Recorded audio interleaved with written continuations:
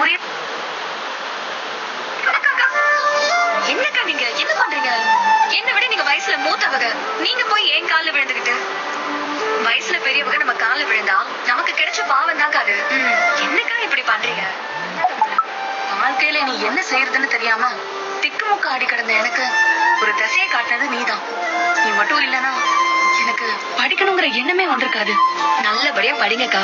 படிப்பு ஒண்ணுதான் நல்ல மாதிரி பொண்ணுங்களுக்கு கிடைக்கக்கூடிய ஒரே சொத்து. நம்ம படிப்போம், நிறைய படிப்போம். படிப்பு மூலமா நல்ல நிலைமைக்கு வருவோம். நான் அதை வாசிக்க வரைக்கும் ஆயிரும் வந்துருவாங்க.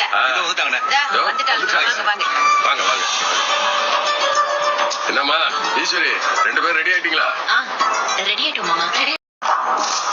எங்க போயிருப்பா? மாமா சேதுனா மாலை தூக்கிட்டு பா, நானும் பாத்துட்டு வரட்டுமா? சரி.